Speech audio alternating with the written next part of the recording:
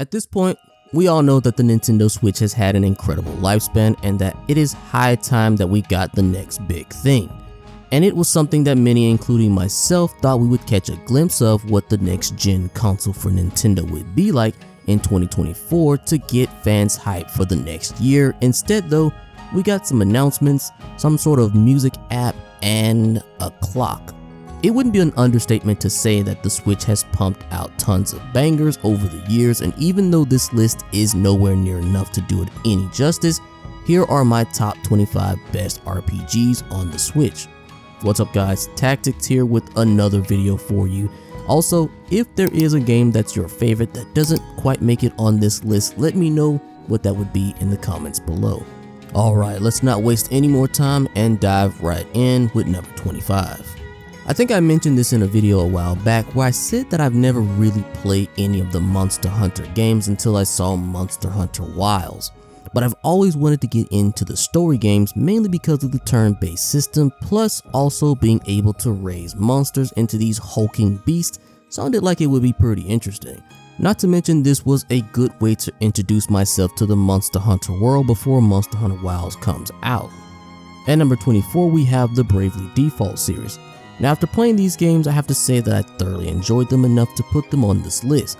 I also know that a decent number of people also enjoyed them when they first came out, but I do think I have to say I like 2 a bit better than 1, but regardless, I could definitely see a potential third game coming out in the series, perhaps on the Switch too. At number 23 we have Trials of Mana. Now I really hate what happened to Oka Studio and the disappointing sales of the Visions of Mana game when I thought it was actually pretty fantastic with a pretty good story and fun combat, especially after you unlock a bunch of the little artifacts that each one lets you harness one of the elements. But we're here to talk about Trials of Mana. A lot of why I like Visions of Mana can be said about Trials of Mana as well, because there always felt like there was this sort of dread or sacrifice with a pinch of like hope toward the end. Besides the story though, the characters are very likable and the combos you're able to pull off in battle were pretty nice. I love the art style as well, definitely one of the best JRPGs that came out for the system. Now at number 22 is Metaphor ReFantazio. Now I know what you're thinking, this game is not on the Switch, but I couldn't help myself since I really do love this game. But because it's not on the Switch, I decided to put it pretty low despite my praise towards the game. It doesn't surprise me even that the game was nominated for Game of the Year at the awards, but like I said before, since this is about games on the Switch, I'm not going to spend too much time talking about it. However, I do believe that there is a good chance that this could be a game that could come to the Switch too sometime later in the future once we get it in our hands. Just know that if you haven't played this game though, I highly recommend it. At number 21 we got Harvestella. Now these first few games on my list were actually pretty hard to figure out their placement, mainly because of how many games that have come out for the Switch and how great they are. I really do love RPGs that allow you to progress the main story at your own pace. In the meantime, you can be using your downtime to tend to crops, socialize with the locals, or even upgrading your equipment before setting out on your next adventure. That's probably why other games similar to Harvestella like Ruin Factory are some of my favorite life sim games. There's just something about adding that RPG element to these types of already really laid back games is what makes me just really enjoy them. And that's why I think Harvestella deserves a spot on my list. At number 20 we have Fire Emblem Engage. Now it's not surprising that Fire Emblem would show up on my list. It's just one of my all-time favorite franchises for strategy RPGs. There really isn't much I can say about Engage, it's just a really fantastic game. Yes, it has its flaws of course, but the gameplay and overall feel of the game just felt very modern and polished in terms of the moments in combat and the different gimmicks with the emblem rings. I can't wait to actually see what they implement or what sort of features they'll have in the next big installment for Fire Emblem.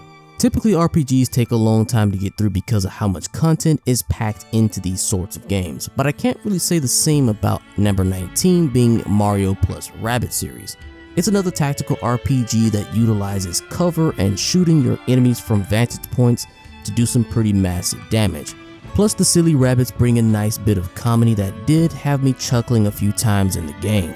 I really do hope we get to see more crossovers between Ubisoft and Nintendo if they're going to be making gems like these in the future. Next up, we've got Chrono Cross: The Radical Dreamers at number 18. Now this is another game that I started before but haven't quite got through all of it yet, but regardless, it's another one of those gems that just had that unique charm to it that I really like. I don't really want to say much on it since I haven't quite finished it, but it's still a really fun RPG for anyone who might be interested in the old style of turn-based RPG action. Next at number 17 is Octopath Traveler 2. Specifically 2 though, because I just like what they did with 2 a lot more than the first one. The first game was good, but in terms of how they went about the story and the different characters and making them more interconnected in 2 was done really well. It was something that was sorely missing from the first one. Like, all the characters and their stories just felt too detached from one another, so I'm glad that the second one improved on it. At the number 16 spot, we have Super Mario RPG Remake, an old classic brought back to life from the grave. Now, I loved this game as a kid and I still love it to this day. I'm still actually in disbelief that Nintendo even brought this game back with a new touch of paint to it. It was just unbelievable at the time. Sorry man, that's just the nostalgia talking. But overall, I had a great time with this game and it definitely deserves a spot on this list. And if you guys are enjoying the video so far, be sure to hit that like button for me and subscribe for more content like this. It really does help me out a lot, guys.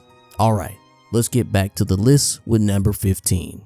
We've got the Atelier Ryza series at number 15. Now once again, I said this before, but I have yet to play this game or any of these games to be exact. So why do you have it on this list then, you might be asking? Well, to tell you the truth guys, I'm a little afraid that if I do, there's just no coming back. The amount of time I might spend crafting items and diving deep into the incredible world of alchemy and fighting monsters with a pretty decent battle system would all be completely overshadowed by the ample, voluptuous thighs of Ryza. No, I'm kidding. I'll get to it eventually. At the number 14 spot, we have Romancing Saga 2: Revenge of the Seven. Yet another game that can take quite a long time to complete if you're trying to get through at least about 90% of the game.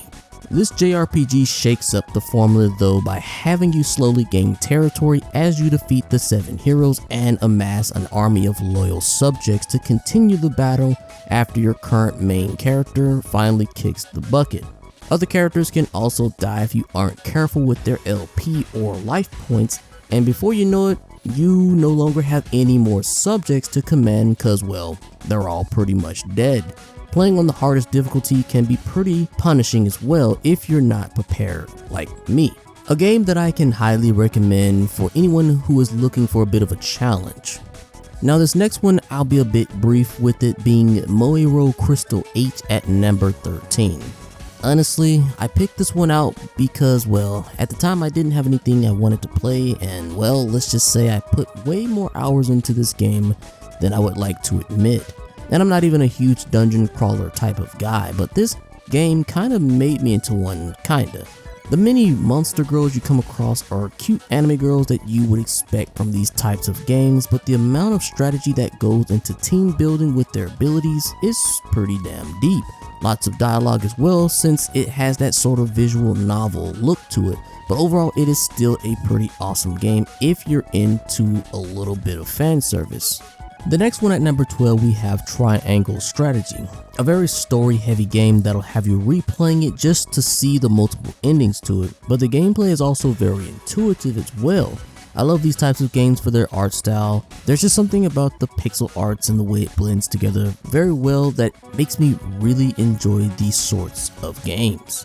Next we have Xenoblade Chronicles 2, falling just a bit short of being in my top 10 on the list. Now I have to admit that I kinda do like 2 a little bit more than 1, mainly just because I started with 2 and then I went to 3 before I finally got around to playing 1. The battle mechanics in this series is kinda hard to figure out, especially in 2, even when you're like 40 to 50% way through the game, but I felt by the end of it I still had a decent grasp on what I was doing, at least to some degree. Plus, this game gave birth to two of the best female characters being Pyra and Mythra, and that's why they made it into Smash Ultimate and not Rex. Either way, I love this game because it really got me into the series, flaws or not. Alright guys, we are now in the top 10 games with Paper Mario Thousand Year Door at number 10. Like, I don't know, I just couldn't put Thousand Year Door any higher than this, mainly because it is a remaster of an old game. But I do think it was done pretty damn good. But let's be real here, it is pretty hard to mess up a remake or a remaster, especially when the original game was already pretty solid to begin with. It's possible, but pretty difficult to screw this one up.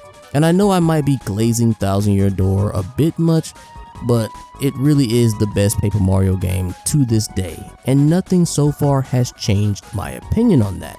Like, Sticker Star? More like stick this L on your forehead. Color Splash? You mean Color Flop? And Origami King? Psh, I've already forgot what the game was about. Another game that I never got around to finishing being Dragon Quest XI at number 9. It is the best Dragon Quest game to date though. So many people were praising this game to high heaven when it first came out that it pretty much pressured me into picking it up for myself, and I wasn't disappointed. Once again, I haven't gotten through all of it, but I couldn't just not put it on the list for that reason alone. At number 8, we've got Pokemon Legends Arceus. I think it is safe to say that Legends was the best thing to have been introduced to us from the Pokemon series. Even though I have trash taste that would still eat up just about any sort of slop Game Freak would throw up onto my plate, I still can recognize what is deserving of actual praise and what deserves a good verbal lashing. I'm looking at you, Scarlet and Violet. I am happy Game Freak realized this too and is giving us another Legends game in the form of Legends ZA in one of the best regions in the series, with Mega Evolutions making a triumphant return. If they're able to improve on what the first game established and give us some new cool looking Mega Evolutions in the process, this could even be better than the first Legends game. And something tells me they're going to get the job done too, since it does look like they are giving the game enough time to bake in the oven. Next on the list is another banger that I didn't know we needed at number 7, being Astral Chain, a detective action RPG. You play as one of the two siblings, going around solving the mysteries of the astral plane and harnessing the powers of the creatures that reside in the astral plane. A game I would not sleep on if you haven't played it. The combat is silky smooth and the combo attacks and skills have you begging for more by the end of the game. I really hope they make a sequel to this in some fashion, because I just think this was too good for it to be a one and done sort of deal. This next one I'll be quick with it as well, since it came out for the PS4 and 5, being Persona 5 at number 6.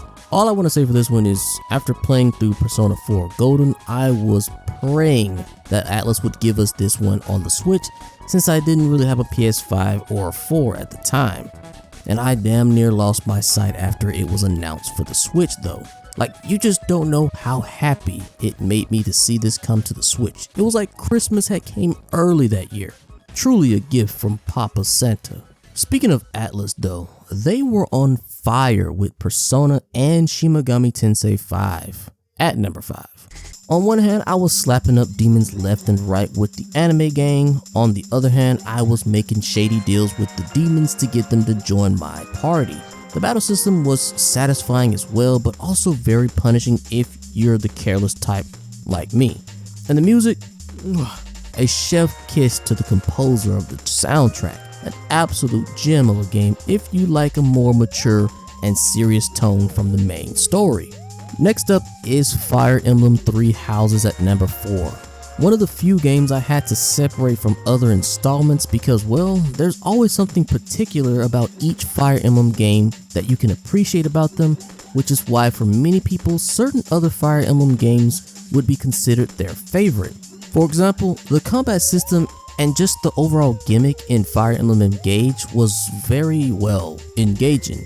But Three Houses really made me appreciate the story and the characters a lot more in it than in Engage. Every character had their own backstory and reasons for being a part of the house they were in, and as the main character you got to shape your students into these sort of battle-hardened soldiers for the inevitable time skip. One of the few games that really had me picking up the controller again as soon as I cleared one of the branching storylines in the game. And I really do think this is the best Fire Emblem game since Awakening. And if it's not yours, please, it's okay. It's just my opinion. Please don't come for my head. Now, my top 3 games on the Switch might be a bit controversial to some who might care that much about it, but once again, it's okay, it's all just my opinion. But at my number 3 spot, I have to give it to The Legend of Heroes Trails Through Daybreak. I like a game that has a lot of history and lore to it, and a lot of fans of the series have a lot of knowledge about these games and the characters as well. So I'm not going to try to sit here and say I know a whole lot about the series or which game is the best to start with or whatever, but I will say that if you're trying to get into the Legend of Heroes series just on a fundamental level of, and I quote, is the game good? Is the story engaging enough to keep my attention? And are the characters unique and likable enough for me to want to know more about their involvement in the story? If a game checks all these boxes to you, then I think it's a great game to get you into the series if there are multiple of these types of games. My point is, if a game is interesting enough to get you invested into the series, it doesn't really matter which game you start with because you can always go back and play the older games like I will be doing. Plus, I really can't wait for the new Trails Through Daybreak 2 to come out very soon this January. At the number 2 spot, we have Xenoblade Chronicles 3. Honestly, I don't have much to say about this one that I haven't already said about 2. I think the story is much better than 2, even though the characters may not be as memorable as Xenoblade Chronicles 2's characters are. I still think the story alone is pretty interesting and the gameplay as well. I just think the third game improved on the battle system and I guess made it more comprehensible, or maybe that was just I wasn't too familiar with the mechanics of the battle system. Either way, I just don't want to spoil this game for anyone who hasn't played it yet somehow. All I'll say is that it is indeed a fantastic game that I cannot recommend enough. Alright guys, we are now down to our last game on the list, and putting aside its ridiculous name, Unicorn Overlord has got to be one of the best tactical RPGs on the market. The story was a simple one, but effective enough to get you invested in the game. The many colorful characters that you meet and get to add to your ever-growing army leads to a pretty crazy amount of team building towards the end. Combine that with an excellent soundtrack and even replayability, it just makes it the perfect game for me. I wish there were future plans for more of Unicorn Overlord because honestly, I believe it could have potentially even rivaled Fire Emblem when it comes to tactical RPGs. But unfortunately, the developers have said that they don't have any further plans for the game or the series as a whole, which really sucks. Like, I know that Astro Bot won Game of the Year for 2024, but I think for me it's got to be Unicorn Overlord. But what about you guys? What's some of your favorite games on the Switch? And what's your game of the year? Let me know in the comments below. Alright, there you have it guys. I hope you enjoyed the video, and if so, be sure to smash that like button for your boy and maybe even subscribe for more content like this if you're feeling even more generous. I hope you guys had a fantastic holiday, and I appreciate you guys watching. And with that, I'll catch you guys in the next one. Peace.